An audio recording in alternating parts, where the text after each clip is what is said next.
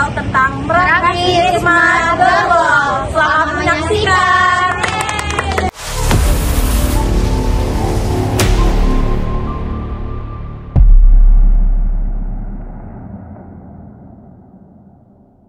Di sini kita akan merancang sistem IoT atau Internet of Things, yaitu kit RFID ESP32 Smart Lock atau Door Lock. Sebelum kita mulai, kita akan menjelaskan komponen-komponen yang akan kita rancang. Yang pertama ada board ESP32 DevKit V1. Board ESP32 DevKit V1 atau versi 1 ini adalah modul development board yang mempermudah pengguna untuk mempelajari dan mencoba rangkaian-rangkaian menggunakan chip ESP32. Model ini digunakan untuk membuat beberapa aplikasi IoT atau Internet of Things, dan ESP32 ini terlihat sama dengan model FCU, baik dari segi ukuran maupun warna. Lalu untuk koneksi ke komputer, kita di sini menggunakan konektor Type-C. Konektor Type-C bisa kita lihat di sini. Modul ini telah dilengkapi dengan beberapa sensor di dalamnya, seperti sensor sentuhan dan juga sensor magnetik. Selanjutnya ada LCD 16x2.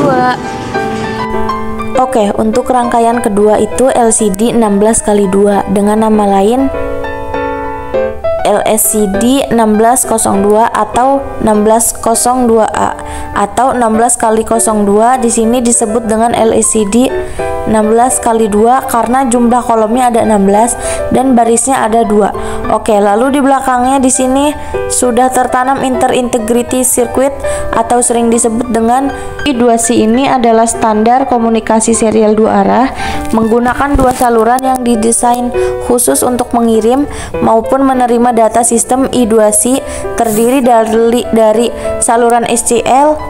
Nah, di sini bisa kita lihat ada saluran SCL serial clock ya, dan SDA atau serial data yang membawa informasi data antara I2C dengan pengontrolnya dalam perkembangannya.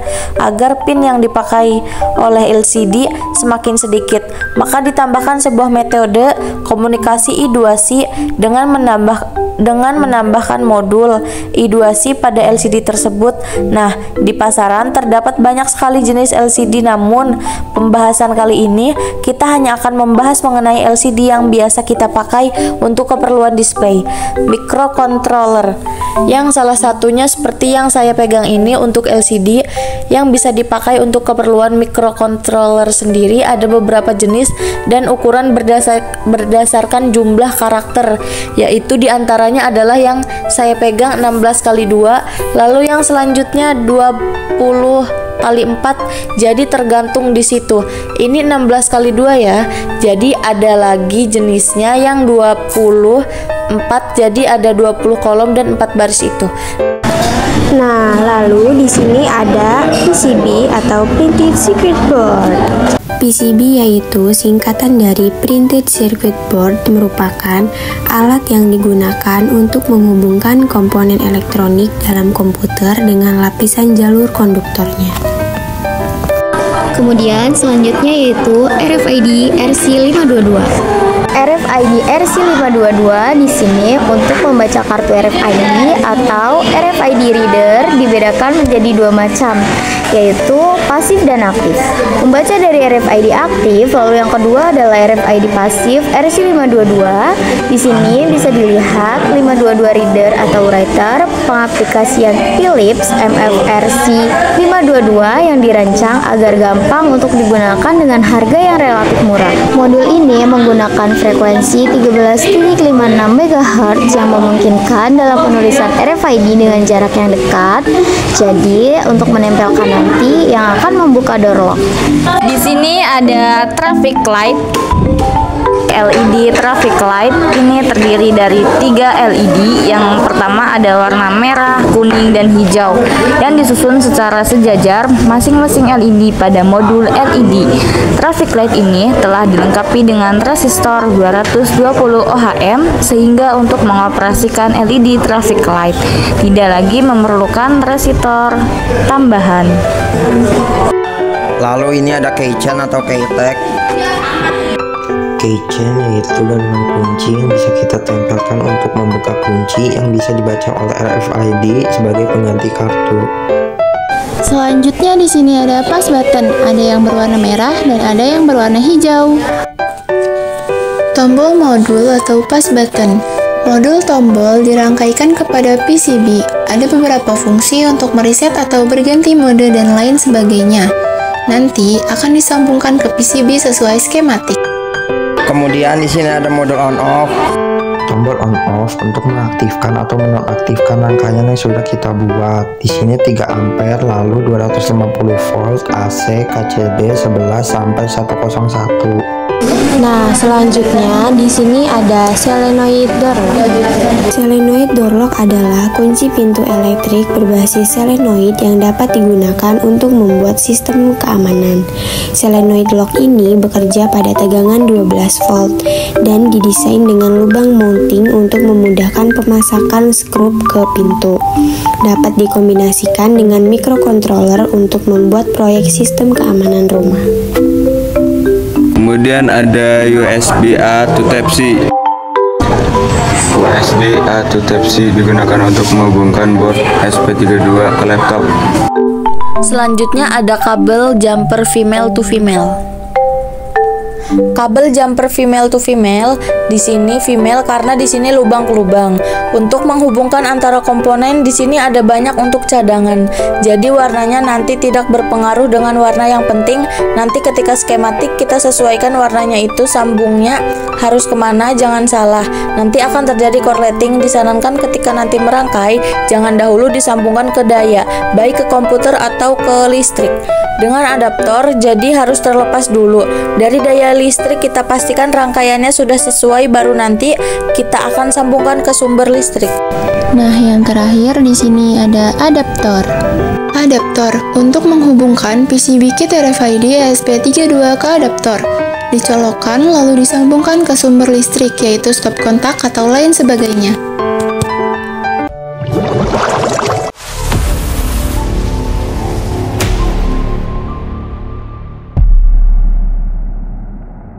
Download file praktek Smart Door Lock yang diberikan oleh Pak Guru. Ekstrak file praktek Smart Door Lock dengan cara mengklik Extract to Praktek Smart Door Lock MC Kit RFID ESP32. Buka file praktek Smart Door Lock. Di dalamnya terdapat 7 file. Buka file aplikasi Arduino. Di dalamnya ada file Arduino 1.8.19 Windows. Lalu file itu diekstrak. Setelah diekstrak, buka file Arduino 1.8.19 Windows. Di dalam file itu terdapat file lagi yang bernama Arduino 1.8.19. Buka file Arduino 1.8.19. Selanjutnya, klik Arduino. Setelah muncul tampilan Arduino, kita ke menu file, pilih Preference. Cari ke folder sebelumnya yaitu Praktik Smart Door Lock MC Kit RFID ESP32. Pilih yang kedua yaitu Link Preference, dibuka dan copy URL-nya. Kembali lagi ke Arduino, di bagian bawah Additional Board Manager URLs, kita klik lalu paste dan klik OK. Selanjutnya, kita akan menghubungkan ESP32 menggunakan kabel Type-C. Lalu kita sambungkan ke laptop. Jika sudah tersambung, kita akan menginstal driver agar ESP32-nya terbaca. Pertama, buka Windows, lalu ketik Device Manager, klik Port, COM, dan LPT, kemudian pilih Silicon Labs, klik kanan, kemudian pilih Properties, lalu kita masuk ke menu Drivers, kita akan update driver, lalu kita pilih Browse My Computer for Drivers, lalu klik Next. Kemudian kita kembali ke folder Praktek Smart Door Lock MC Kit RFID ESP32. Kemudian kita masuk ke file yang nomor 3, driver board ESP32. Kemudian kita ekstrak, CP210 Universal Windows Driver. Lalu kembali ke Device Manager, pilih Port, COM and LPT, klik kanan pada Silicon Labs, lalu pilih Properties. Klik Browse, cari folder yang kita ekstrak, CP210X Universal Windows Driver, lalu klik Next. Praktek Smart Door Lock, MCKit, RFID, ESP32, pilih file aplikasi Arduino, kemudian ekstrak file Arduino 1.8.19 Windows. Setelah itu masuk ke filenya, lalu pilih file Arduino 1.8.19 dan buka aplikasi Arduino Uno, lalu klik Board Manager, ketik ESP32 di kolom tipe, lalu kita install ESP32, pilih versi 2.0.14. Kembali ke aplikasi Arduino, pilih Tools, klik Board Arduino Uno, lalu pilih ESP32 Arduino, kemudian pilih ESP32 Dev Module. Setelah itu ke Tools, pilih Ports, lalu klik COM4. Kemudian masih di aplikasi Arduino, kita pilih Sketch, klik Include Library, pilih Manage Library, tunggu loadingnya selesai. Selanjutnya, pilih Sketch, klik Include Library, pilih Add Zip Library, lalu arahkan ke folder selanjutnya yaitu Library. Masukkan folder TNT 12i, MSRC 522, ESP 32 1/1. Selanjutnya, buka file program, kemudian pilih NT-RFID dan klik NT-RFID.5. Kemudian pada bagian SSID kita ubah menjadi kelompok 4 dan password 12345678. Scroll ke bawah, kemudian setting kata pembuka saat LCD rangkaian ESP32 dihidupkan. Kemudian verifikasi kode. Selanjutnya, hard resetting dengan menekan tombol sebelah kanan pada ESP32 DevKit 6 version. Klik serial monitor, kemudian ubah menjadi 115200 baud. Kemudian klik kanan untuk reset hard, setting kembali. Setelah semua selesai, cabut ESP32 yang dihubungkan ke laptop. Oh my god! Wow!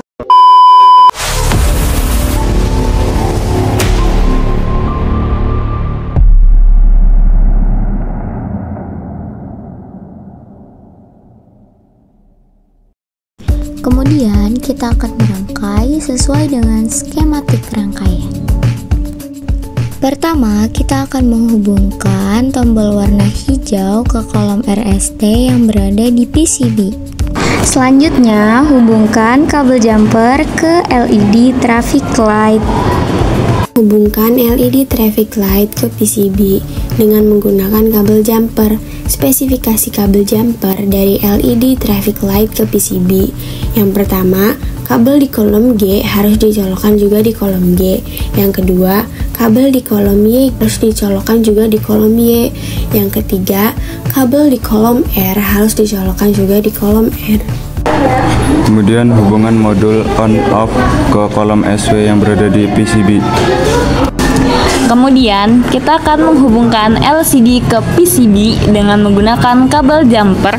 Spesifikasi kabel jumper dari LCD ke PCB. Yang pertama, kabel di baris GND harus dicolokkan juga di baris GND.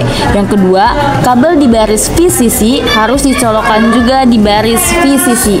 Yang ketiga, kabel di baris SDA harus dicolokkan juga di baris SDA. Yang terakhir, kabel di baris SCL harus dicolokkan juga di baris SCL. Selanjutnya, hubungkan kabel jumper ke RFID.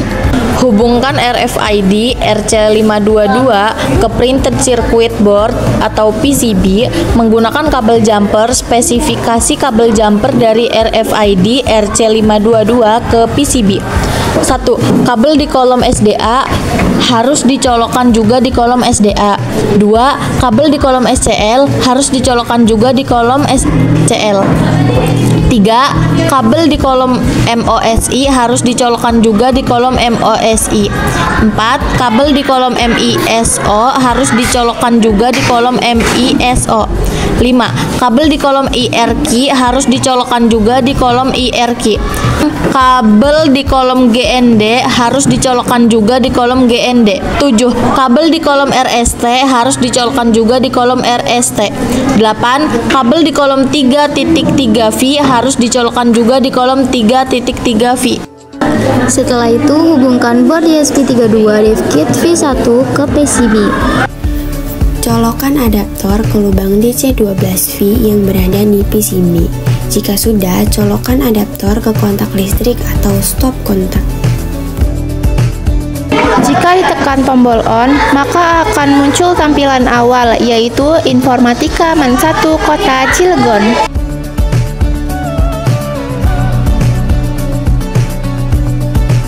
Nah, di sini kita disuruh meng-scan kartu Anda.